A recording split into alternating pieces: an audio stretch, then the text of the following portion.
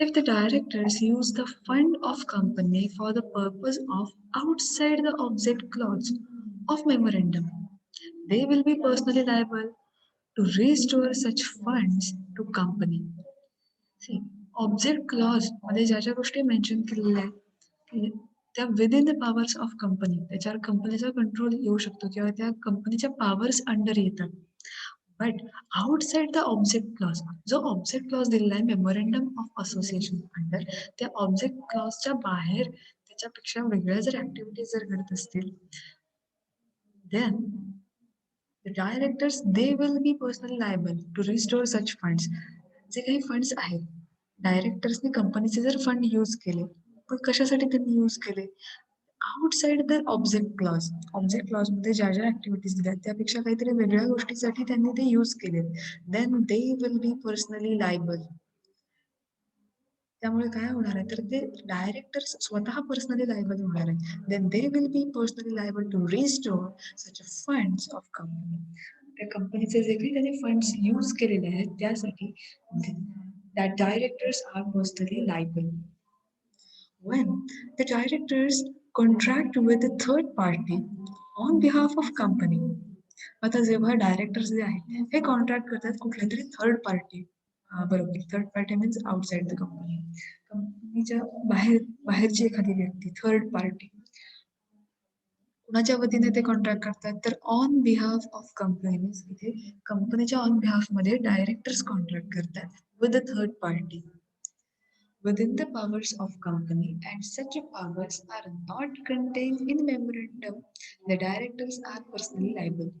जर डायरेक्टर्स कंपनीच्या on behalf मध्ये कॉन्ट्रॅक्ट करत असतील एखाद्या थर्ड पार्टी बरोबर within the powers of company आणि त्या पॉवर्स ज्या आहेत त्या कंपनीच्या अंडर येतात within the powers of company and such powers are not contain in memorandum कंपनीच्या पॉवर मध्ये करतात बट त्या ज्या पॉवर्स आहेत या मेमोरंडम ऑफ असोसिएशन मध्ये कंटेन नाही आहेत so such powers are not contain in memorandum the directors R liable. आणि जर त्या पॉवर्स या मेमोरंडम ऑफ असोसिएशन मध्ये मेन्शन नसतील त्यामध्ये कंटेंट केलेल्या नसतील then that directors are personally liable.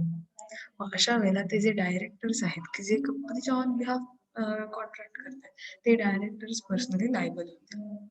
का असं होतं because such powers are not contained in memorandum. जर मेमोरंडम मध्ये त्या पॉवर्स मेन्शन केल्या नसतील जर त्या कंटेंट तिथे नसतील मेमोरंडम मध्ये then that directors are personally liable. मग अशा वेळेला डायरेक्टर्स जे आहेत हे पर्सनली लायबल होणार आहेत.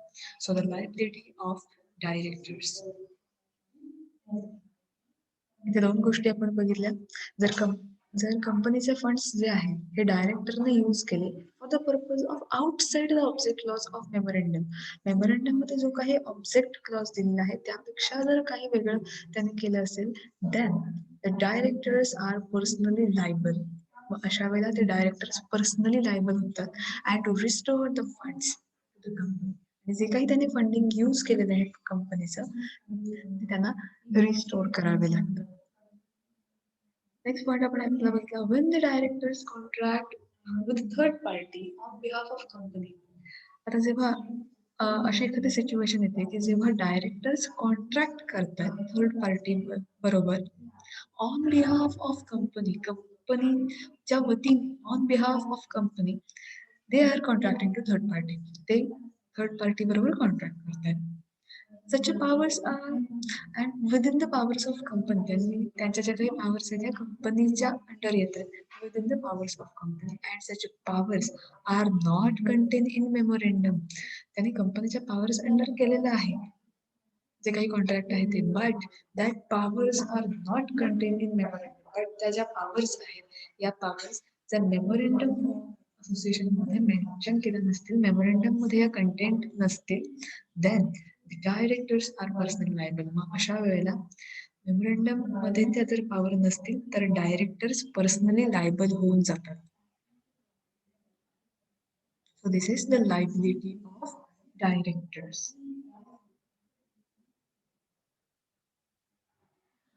Next is ultra-virus borrowings. Borrowings beyond the object clause of memorandum are called ultra-virus borrowings.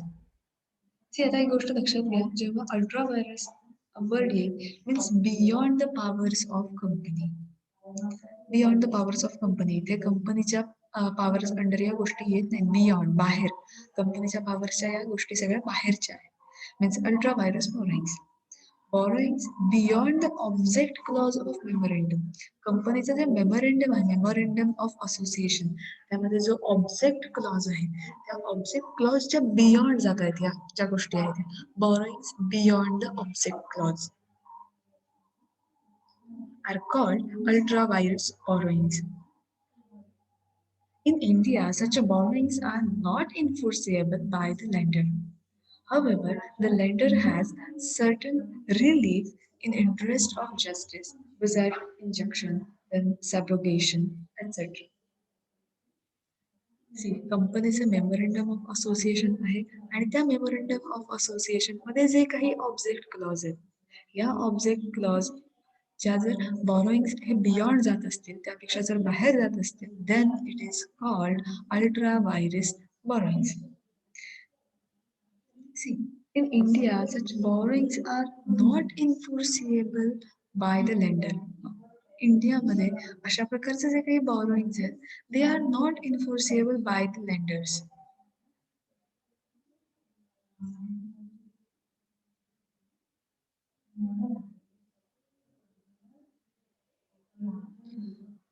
Then the lender has a certain relief in the interest of the justice. मग इथे लेंडरसाठी एक relief आहे in the interest of justice without the subrogation and injunction. Let's see. We will see what is subrogation.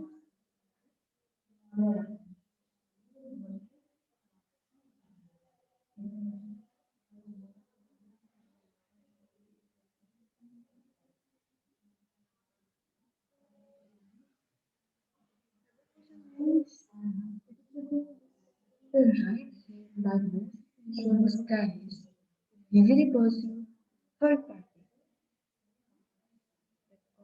insurance laws to the insured. यामुळे लेंडरचा जिथे जो आहे benefit होणार आहे. This is the ultra vires borrowings. इथे तुम्हाला meaning जे आहे अल्ट्रा व्हायरसचं एवढं लक्षात घ्यायचं. Ultra vires borrowings means the borrowings beyond the object clause.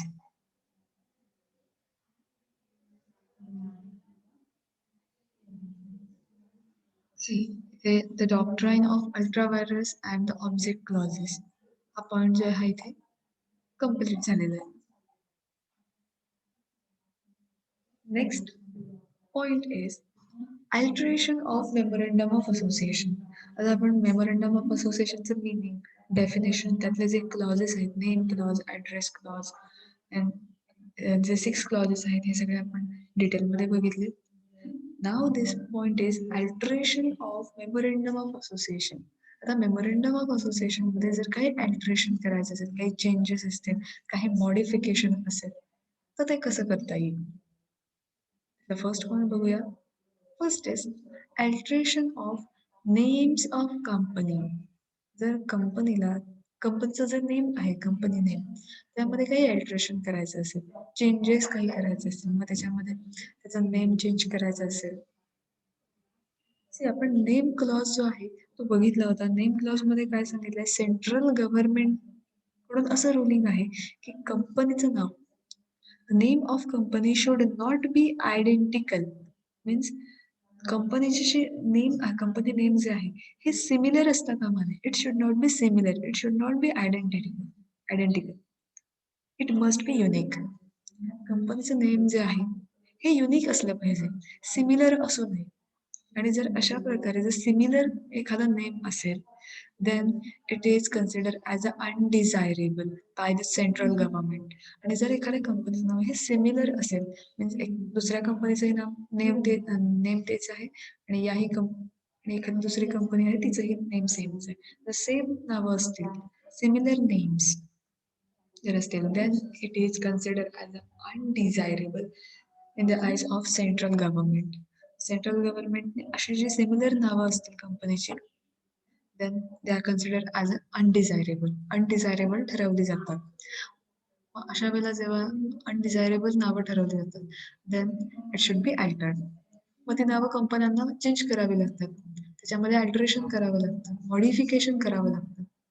मग जेव्हा हे मॉडिफिकेशन करावं लागतं तेव्हा काय करावं लागतं? So the alteration of names of company. The alteration of names of company.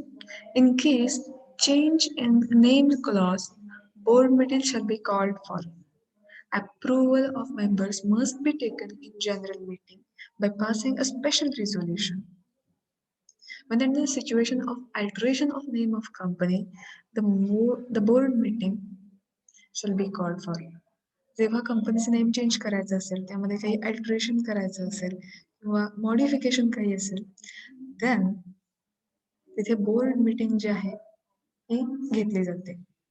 And approval of the members must be taken in general meeting by passing a special resolution. अशा मीटिंग मध्ये मेंबर्सचं सगळं approval घेतलं जातं आणि त्या meeting मध्ये कंपनीचं जे काही युनिक नेम आहे ते डिसाईड केलं जातं. त्याच्यावर सगळ्या मेंबर्सचं अप्रुव्हल घेतलं जातं. So the approval of members must be taken in general meeting by passing a special resolution. General meeting जी आहे घेतली जाते आणि त्या जनरल मीटिंग मध्ये जे स्पेशल रेझोल्युशन आहे हे पास केलं जातं. Form INC 24 must be filed within 30 days of general meeting in order to obtain the approval of central government for the change in name of company. मला जेव्हा alteration करायचं असेल, कंपनीचं नेम चेंज करायचं असेल, form INC 24 must be filed.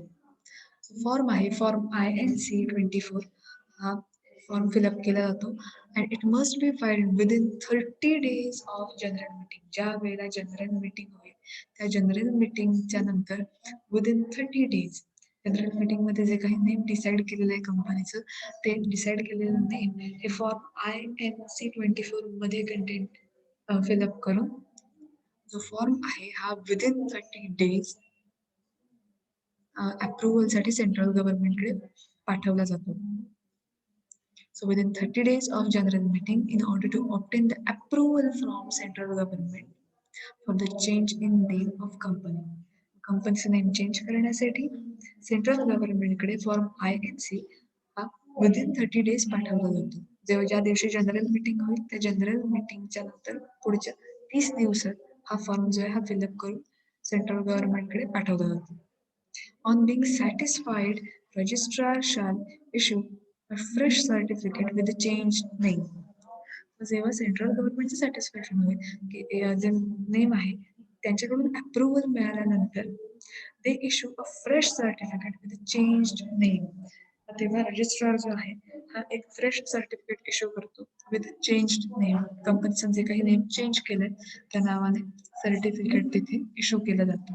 So that this is the alteration of change name. आता यामध्ये important काय तर फॉर्म INC ज्याच्यामध्ये कंपनीचं नेम हे चेंज केलं जातं and it must be filed within 30 days of general meeting.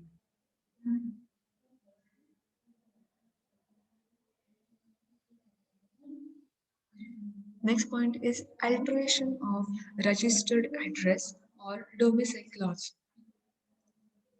Where an alteration of memorandum results in the transfer of registered office of company from one state to another. जर कंपनीचं जे काही registered office आहे आणि ते office जर एका स्टेटमधून दुसऱ्या स्टेटमध्ये चेंज केलं असेल, सो तिथला ऍड्रेस सुद्धा चेंज होणार आहे. मग हा ऍड्रेस चेंज करण्यासाठी काय करावं लागतं?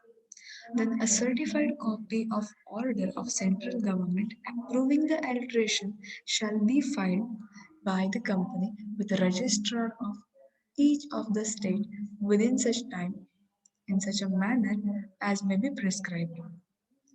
अशा वेळेला सेंट्रल गव्हर्नमेंटचं अप्रुव्हल मिळवण्यासाठी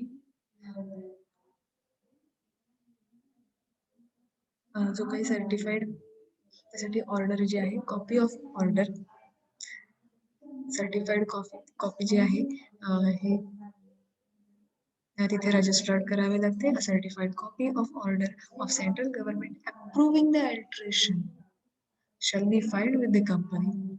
अशा प्रकारची कॉपी कंपनीकडनं फाईल केली गेली पाहिजे within the register of each of the state within such time and in such a manner as may be prescribed. मग त्यामध्ये ज्या काही प्रिस्क्राईब केलेल्या ज्या स्टेट्स आहेत मग त्यांच्याकडे ती कॉपी जी आहे ही सेंड करावी लागते त्याच्यामध्ये कंपनीचा ॲड्रेस चेंज झालेला आहे.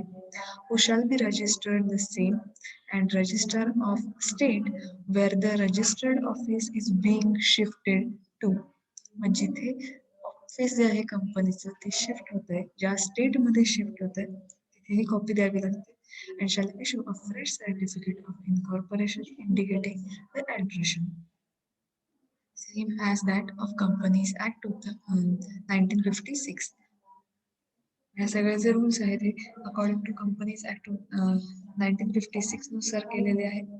कंपनीचा जर ऍड्रेस चेंज झाला असेल, ऍड्रेस कसला चेंज झाला जर कंपनीचं जे ऑफिस आहे ते ऑफिस एका स्टेटमधून दुसऱ्या स्टेटमध्ये आपण शिफ्ट केलेलं आहे मग अशा वेळेला जो चेंज झालेला ऍड्रेस आहे त्या ॲड्रेसची एक सर्टिफाईड कॉपी जी आहे सेंट्रल गव्हर्नमेंटकडे अप्रुव्हलसाठी द्यावी लागते. And then each state which is prescribe त्यामध्ये जे प्रिस्क्राईब केलेले ज्या स्टेट्स आहेत त्या प्रत्येक स्टेटमध्ये याची एक एक कॉपी द्यावी लागते. देन त्याच्यावरती रजिस्टरचं अप्रुव्हल येऊन जातं अँड देन जेव्हा अप्रुव्हल येतं then issue the fresh certificate of incorporation indicating the ॲड्रेशन.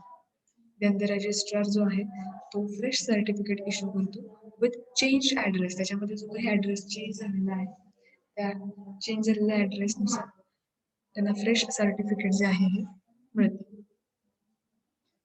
Alteration of registered address मधला फर्स्ट पॉईंट झाला. That the second point is in case of changing the registered office within the state or from one state to another state. मग आता जर registered जे office आहे ते within state change झालेलं नाहीये त्याच स्टेटमध्ये आहे किंवा or from one state to another state board किंवा एका स्टेटमधून दुसऱ्या स्टेटमध्ये गेले another state. Board of Directors must pass a resolution seeking the change of registered address. मग ते एखाद्या स्टेटमध्येच तिचं लोकेशन चेंज झालं असेल किंवा एका स्टेटमधून दुसऱ्या स्टेटमध्ये तिचा ॲड्रेस चेंज झाला असेल. The directors must pass a resolution seeking the change of registered address. डायरेक्टर्सना एक रिझोल्युशन पास करावं लागतं की ज्यामध्ये रजिस्टर्ड ॲड्रेस जो आहे चेंज करायचा आहे. That resolution will authorize the board of directors to make an application before the registrar having jurisdiction or regional director having jurisdiction.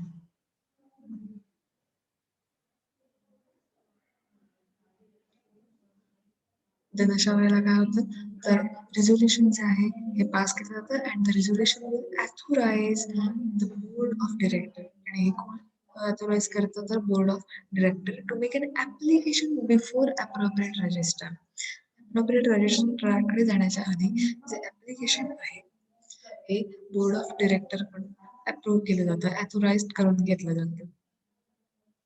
Third point is notice must be given to stakeholders to raise their objection within 21 days of publication. आता जी notice आहे ही notice दिली जाते because जे कोणी stake holder आहेत कंपनीचे जे stake holder आहेत त्यांना जर काही ऑब्जेक्शन असेल तर अशा वेळेला within 21 days the notice must be given to stakeholders. त्यांचं जे काही ऑब्जेक्शन आहे किंवा त्यांचं जे काही ओपिनियन आहे तो ऐकण्यासाठी किंवा त्यांचं जे ऑब्जेक्शन आहे ते क्लिअर करण्यासाठी 21 days मध्ये नोटीस जी आहे ही दिली जाते. So notice must be given to the stake holders.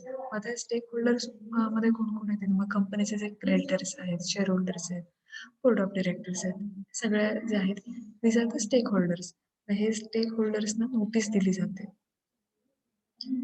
Regional director to intimate within 30 days of on the receipt of application regarding the change in registered address.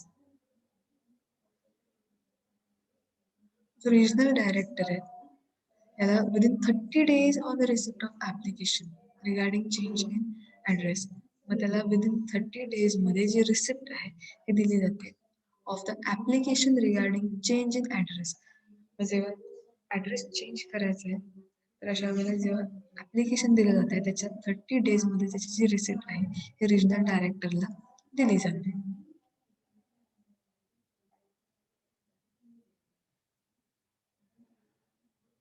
Next is the company to file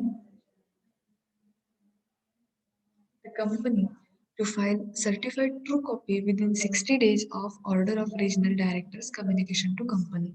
30 days मध्ये regional directorला मिळते and then 60 days मध्ये company to file a true copy within 60 days of order of regional directors communication of company.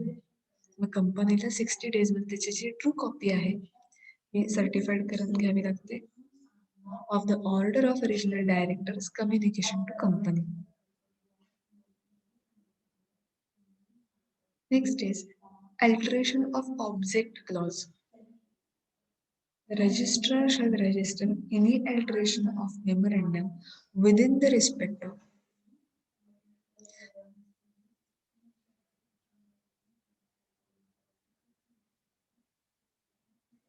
the registrar shall register any alteration of memorandum with respect to object of company and certify registration within the period of 30 days from the date of filing the special resolution. Memorandum of असोसिएशनच्या object clause मध्ये जर काही change करायचं असेल तर तो कसा करता येईल किंवा काही अल्टरेशन करायचं असेल then the registrar shall register any alteration of memorandum with respect to object of company and certify the registration within the period of 30 days from the date of filing special resolution. First special resolution जे आहे हे pass करावं लागतं then त्या 30 डेजमध्ये त्याच्यामध्ये जे काही changes करायचे ते करून घ्यावे लागतात and no alteration made under this section shall have any effect until it has been registered in accordance with the provision of this section. आणि जर काही अल्टरेशन करायचे असेल when no alteration is made under this section shall have effect until it has been registered in accordance with the provision. आणि जर त्याच्यामध्ये काही changes नाही केले तर तर काय होईल त्याचा इफेक्ट तर जे काही आहे ते ॲज इट इज रजिस्टर्ड तसंच राहणार आहे so it has been registered in accordance with the provision of this section. जर चेंजेस काही करायचे असतील तर फर्स्ट स्पेशल रेझोल्युशन पास केलं जाईल अँड विदिन 30 डेज त्याच्यामध्ये जे काही चेंजेस करायचे ते चेंजेस करता येतील.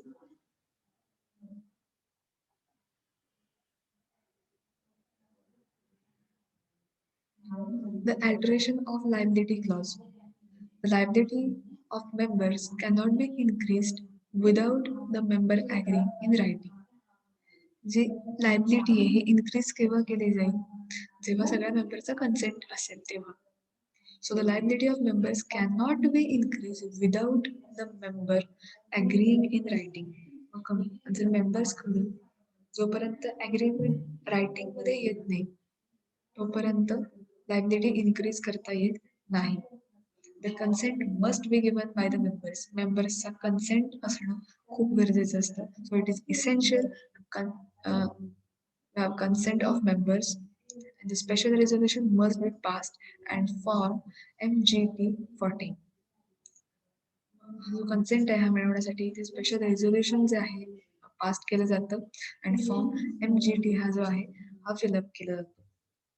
बट हे केव्हा सगळं केलं जाईल जेव्हा मेंबर्सचा कन्सेंट असेल मेंबरची संमती असेल लायबिलिटी इन्क्रीज करण्यासाठी हे तेव्हाच होऊ शकेल. आणि जर मेंबर्सचा कन्सेंट नसेल मेंबर्सना लायबिलिटी इन्क्रीज करायची नसेल then without consent the liability cannot be increased. जर मेंबर्सचा कन्सेंट नसेल तर लायबिलिटी इन्क्रीज होणार नाही. जर कन्सेंट असेल तर स्पेशल रेझोल्युशन पास केलं जाईल आणि त्यांचा फॉर्म आहे फ्रॉम फॉर्म MGT 40 हा फिलअप केला जाईल. Alteration of capital clause.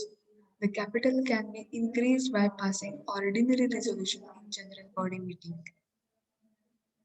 Capital जे आहे कॅपिटल इन्क्रीज केलं जाईल. कसं केलं जाईल तर by passing ordinary resolution in general body meeting. General body meeting जी आहे त्यामध्ये ऑर्डिनरी रिझोल्युशन पास केल्याने कॅपिटल इन्क्रीज करता येईल. The capital may be increase by increase share capital और by consolidation and subdivision of share.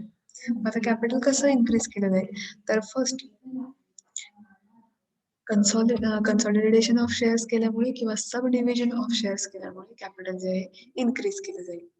The registrar must B intimated within 30 days of passing the resolution. मग यासाठी resolution जे आहे pass केलं गेलं पाहिजे विदिन 30 डेज. कॅपिटल क्लॉज मध्ये काही अल्टरेशन करायचं असेल किंवा त्याच्यामध्ये शेअर कॅपिटल इन्क्रीज करायचं असेल तर याच्यासाठी स्पेशल रिझोल्युशन पास केलं गेलं पाहिजे विदिन 30 डेज.